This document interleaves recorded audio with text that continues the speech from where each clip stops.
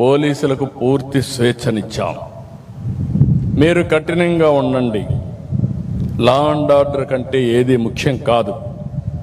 ఆడబిడ్డల అఘాయిత్యంగా చేస్తే ఎంతటి వాడైనా సరే, ఒకవేళ తాగిన మైకంలో చేసినా, లేకపోతే పోలీసులు ఏం చేయరనే అహంభావంతో చేసినా, అదే చివరి రోజు వాళ్ళకి కావాల్సిన అవసరం ఉంది. అప్పుడే ఇలాంటి మనం కంట్రోల్ చేస్తామని చెప్పి కూడా నేను మీకు తెలియజేస్తున్నా. మీరు ప్రభుత్వానికి, ప్రజలకు అండగా ఉండండి. మేము మీకు, మీ కుటుంబాలకు మద్దతుగా నిలుస్తాం. మీ కుటుంబ సభ్యుల వైద్య సేవకు మీకోసం 16 నెలల్లో 33 కోట్ల రూపాయలు ఖర్చు పెట్టాం. గ్రూప్ పర్సనల్ యాక్సిడెంట్ ఇన్సూరెన్స్ గత ప్రభుత్వం నిలిపేస్తే మళ్ళీ దాన్ని పునరుద్ధరించాం. కానిస్టేబుల్ నుంచి డీజీపీ వరకు ప్రతి ఒక్కరికి 20 లక్షల నుంచి 45 లక్షల వరకు ఉచిత బీమా కవరేజ్ ఇస్తున్నాం. మరణించిన 171 మంది పోలీసులకు బీమా కింద 23 కోట్లు అందించాం. 2266 మంది పోలీస్ పిల్లలకు మెరిట్ మెమోరియల్ స్కాలర్షిప్ల కోసం 5 కోట్లు ఇచ్చాం.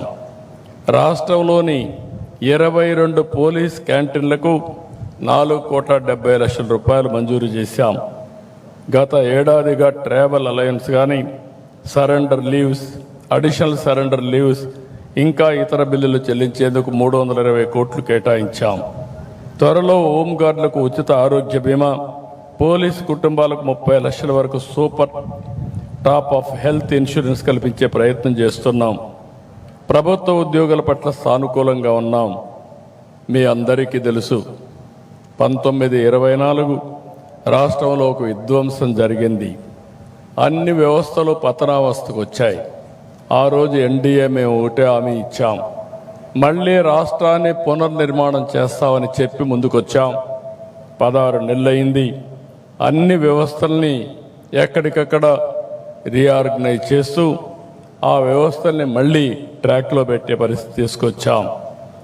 నిన్ననే దీపావళి కానుక కింద ప్రభుత్వ ఉద్యోగులందరికీ ఒక డిఏ ఇచ్చాం. అదే సమయంలో పోలీసులకు మాత్రం డిఏని ఇవ్వడమే కాకుండా సరెండర్ లీవ్ని 2 విడతలుగా నవంబర్, జనవరిలో మీకు చెల్లించే ఏర్పాటు, శాఖాపరమైనటువంటి పదోన్నతులు సకాలంలో వచ్చేలా అన్ని చర్యలు తీసుకుంటాం.